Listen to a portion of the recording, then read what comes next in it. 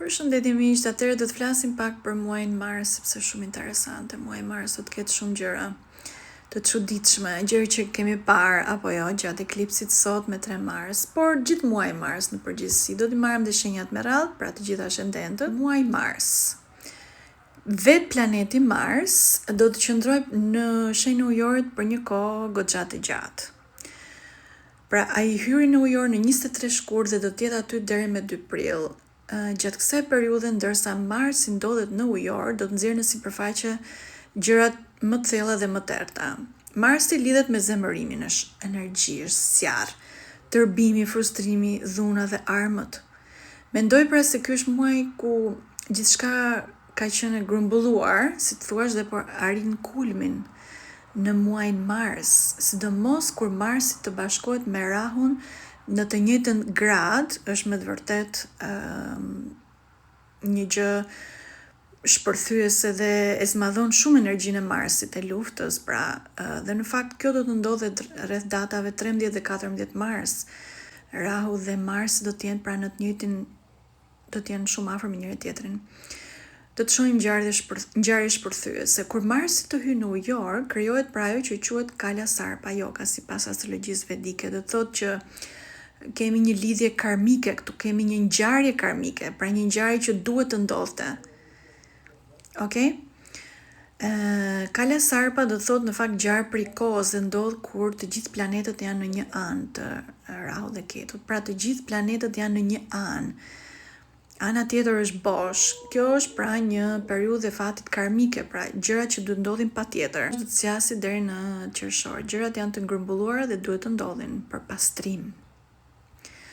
Kur Marsi takohet pra me Rahun në 14 gradë në shenjën ujorit, kjo është shumë domethënëse, por kemi edhe planet tjerë. Kemi Mërkurin retrograd që ka filluar dhe do të kthehet direkt pra deri në 21 mars do të jetë retrograd. Kur Mërkuri të ngadalësohet dhe të bashkohet pra me Marsin dhe Rahun, është një ngjarje sigurisht e madhe. Kombinimi Mars-Rahu sjell zemërim, dhunë, ndërsa Mërkuri me Rahun sjell probleme sidomos në komunikime, në transporte, ndoshta dhe udhëtime. Ky eklipsi që ndodhi në shenjën e Luanit sot gjatë ditës, pra Hëna dhe Ketu ishin bashk dhe shumë nga gjëra nga e kaluara do të zbulohen dhe në jetën tona personale gjithashtu. Shumë teori që janë quajtur si konspiracione mund të dalin si të vërteta, gjë që po e shikojmë, pra do të sjellin ndryshime revolucionare. Kjo periudhë gjithashtu lidhet dhe me zbulime në shkencë, në teknologji, në mjeksi, po ndoshta dhe gjëra që nuk i thuhen publike njerëzve të thjesht. Herën e fundit kur Rahu ishte në ujor, filloi dhe gjithashtu interneti në 2007, ndoli iPhone-i për shembull. Pra ujori lidhet me shpikje teknologjisë, inteligjencë artificiale do marri vrull akoma më tepër, sidomos në aspektin e shërimit të disa smundjeve ose diçka e tillë.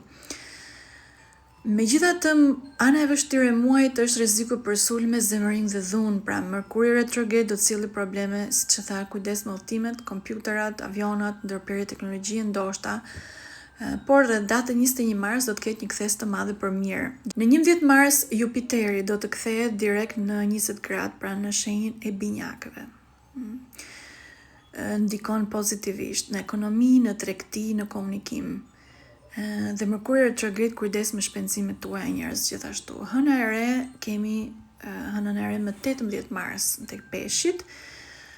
Është një yll i cili ka lidhje pak me stuhit me përmbytje, moti jo i mirë, moti i ashpër, e quajnë astrologët vedik.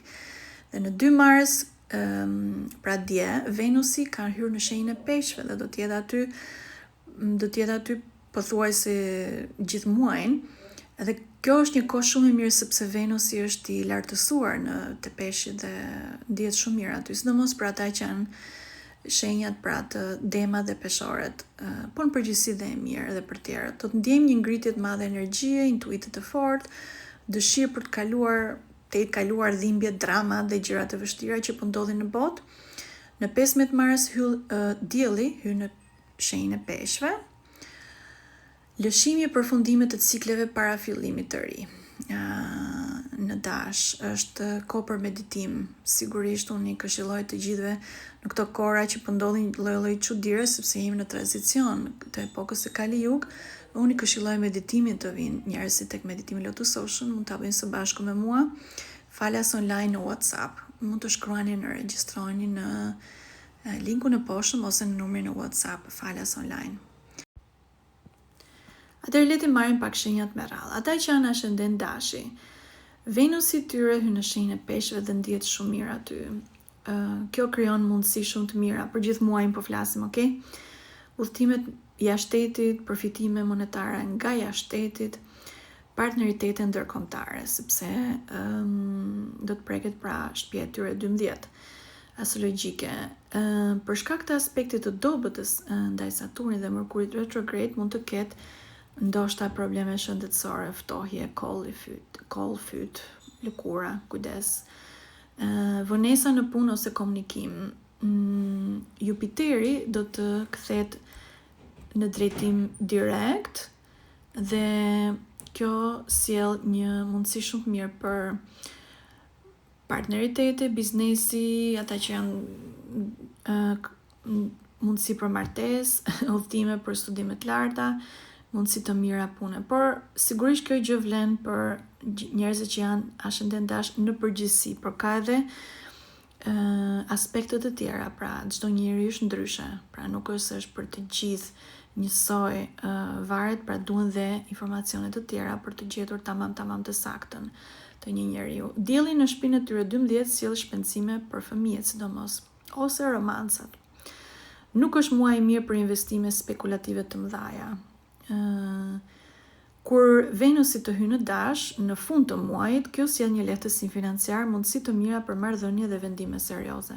Ata që janë ascendent Demi, Venusi tyre do të krijojë ndodhet shumë në një pozicion shumë të mirë, realizimi i dëshirave, fitime nga bizneset, kontrata qeveritare apo private, përmirësimi i shëndetit pas disa probleme të gjata ndoshta që keni pasur.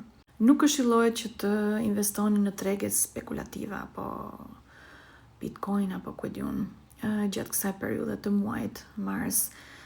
Jupiteri sjell direkt përmirësime financiare, mundësi për punë, ulje të konflikteve në punë dhe dielli në shtëpinë 11 në fakt mund të sjellë fitime nga prona që mund të keni dhe përmirësim të fatit. Ata që janë ascendent binjakët, Venusi tyre do të jetë shumë mirë edhe për binjakët, udhëtime, forcimi i reputacionit, por të shmangin blerje prone ose makine në muajin mars. Jupiteri në shenjën tuaj ndodhet mirë, rrit vetbesimin, për ata që janë beqar, martesë, romance, këto gjërat, mundësi për studime jashtë, për ata që janë studenta, dielli në shtëpinë e tyre të 10 jep forcë dhe mundësi për vendime të mëdha profesionale. Ata që janë ascendent Gafore, Venusi tyre edhe për ta në fakt është goxha mirë, rritje në reputacion, fati mirë, fitime. Jupiteri mund të ndikojë në fitore ndaj armiqve, përmirësimi në punë ose rritje në punë dhe në fushën gjithashtu dhe për ata që duan të studiojnë ose të shkojnë gjërave thellë, qoftë ezoterike ose mësimeve mund të është shumë e mirë Jupiteri në Mars për ta. Dielli në shtëpinë e tyre të 9 mund të krijojë investime të reja pas mesit të muajit, pra mundësi për studime jashtë për ata që kërkojnë këtë gjë. Ata që janë ascendent Luani,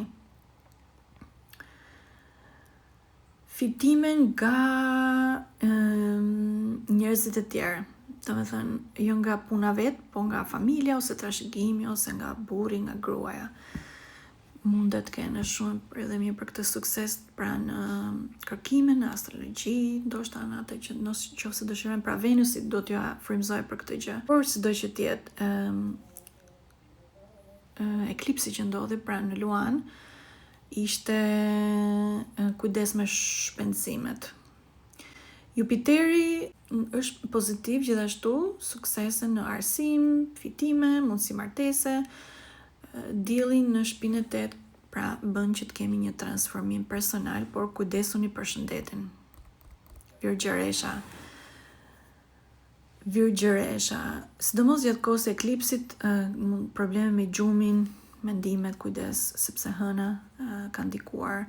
Te kjo gjë Venusi është shumë mirë në shtëpinë e 7 astrologjike të tyre, të Virgjëreshës, përmirësi marrëdhëniet më mirë, partneritetet të forta, qoftë edhe biznesi, qoftë edhe private, mundësi martese, ku ata që kërkojnë përmirësim marrëdhëniesh. Jupiteri në shtëpinë e tyre të 10, rritje në karrierë, ulje borxhesh, transaksione, prone. Dielli i tyre bën kujdes me shëndetin e partnerit, thuhet, pra sipas astrologjisë vedike. Peshorja, Venusi i tyre jep një lehtësim shëndetësor, ulje borxhesh, mundësira të mira për punë. Jupiteri i tyre mund t'i bëjë që të kenë udhëtime të jashtë, fat i mirë, sukses juridik. Dielli bën që të kenë një përmirësim në çështjet ligjore, nëse ka borxh apo me autoritetet, fitore ndaj kundërshtarëve për peshorën. Akrepi, Venusi i tyre është i mirë për shpenzime në fakt për akrepët, fitime spekulative, romans, mundësi shtatzani, ata që kërkojnë këtë gjë.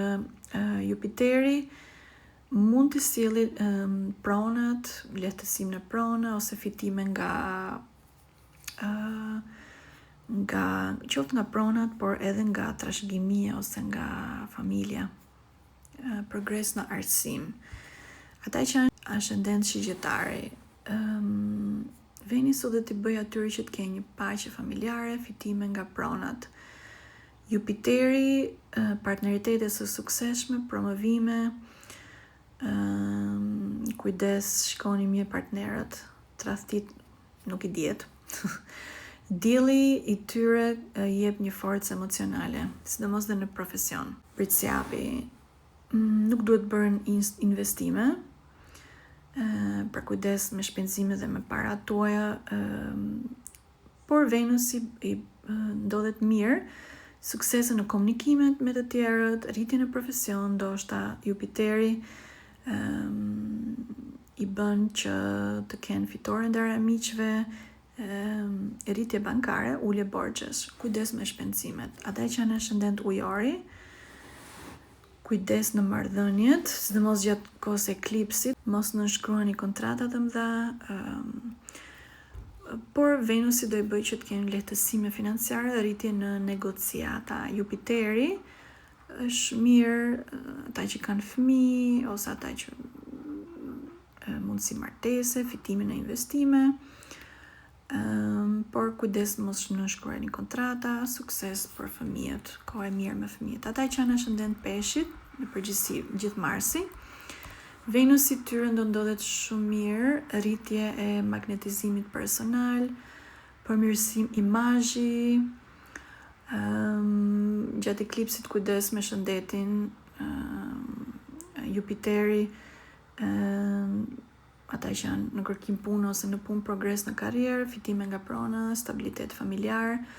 Dielli në shenjën tuaj, pra do të hyjë tek peshit. Dielli rrit vetbesimin, kujdes me ego në marrëdhëniet.